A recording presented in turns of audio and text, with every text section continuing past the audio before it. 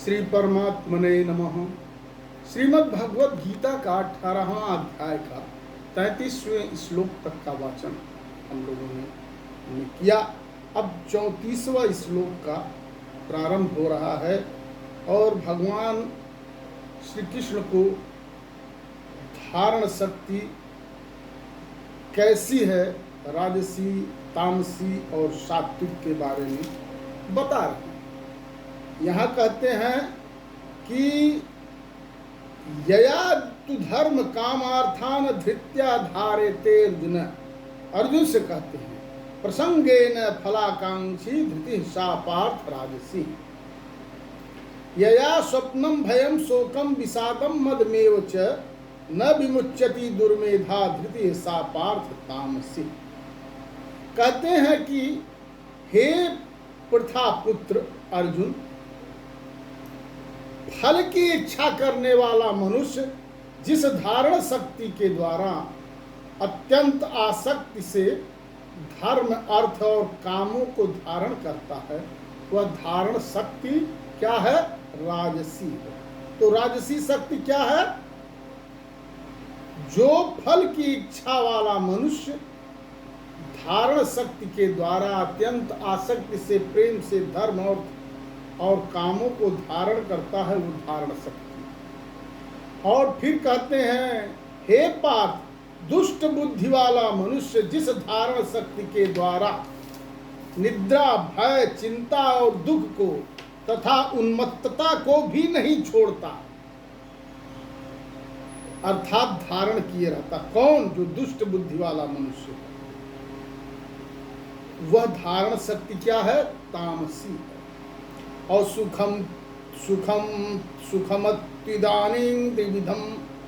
सुखमत्विदानीं त्रिविधम श्रीणु विष्णुवे मे भरतर्षभ अभ्यासाद रमते यत्र दुखांतम च निगच्छति। कहते हैं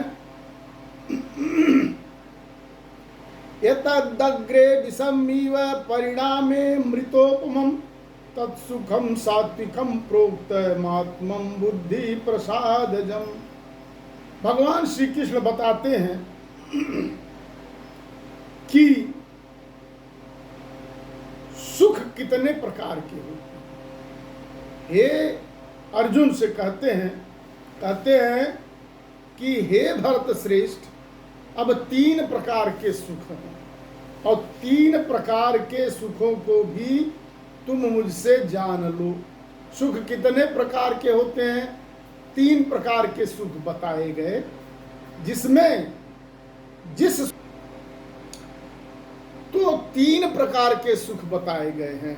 और हे भरत श्रेष्ठ, अब वो तीनों सुखों को तुम मुझसे जान लो। अर्थात भगवान जो श्री कृष्ण जी हैं, वो अर्जुन को 3 सुख जो है उसके बारे में बता रहे हैं।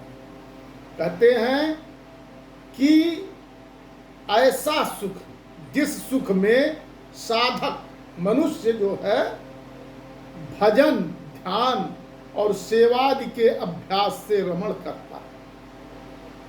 और कहने का तात्पर्य है कि जिस सुख में वो सेवा, भजन, कीर्तन इत्यादि करता है और उसी से, उस से के कार्य करने से, कीर्तन करने से, भजन करने से दुखों का अंत हो जाता है।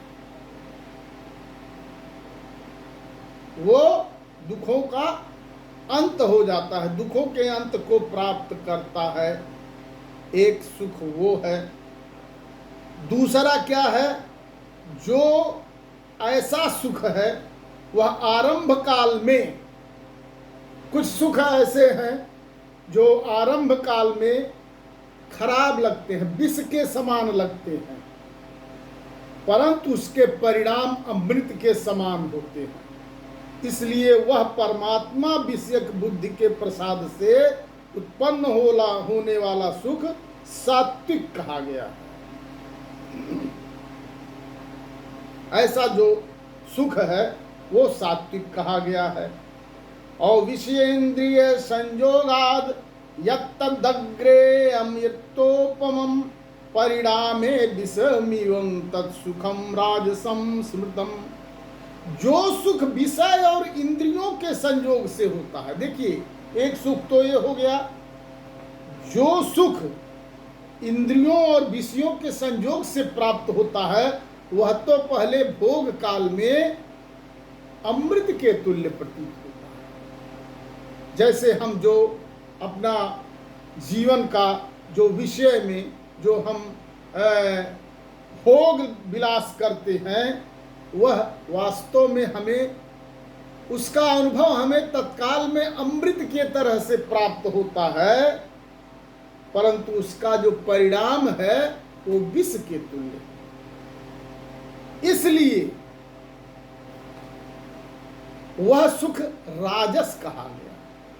अब देखिए, जैसे जैसे समझिए खेल में आसक्ति वाले बालक को, जैसे जो सुख प्राप्त होता है भोग विलास में, वो प्रारंभ में तो उसे बड़ा सुख प्राप्त होता है, लेकिन उसका परिणाम क्या होता है? विष तुल्य होता है। जैसे कोई लड़का खेल में आसक्ति वाले बालक को विद्या का अभ्यास मूढ़ता के कारण प्रथम विष के तुल्य मालूम होता है, वैसे ही विषयों में आसक्ति वाले पुरुष को भगवत भजन, ध्यान, सेवा आदि साधनों का अभ्यास मर्म न जानने का कारण प्रथम विष के तुल्य प्रतीत होता है। दूसरा, बल, वीर्य, बुद्धि, धन, उत्साह और परलोक का नाशक होने से विषय और इंद्रियों के संयोग से होने वाले सुख को परिणाम में विष के तुल्य कहा है।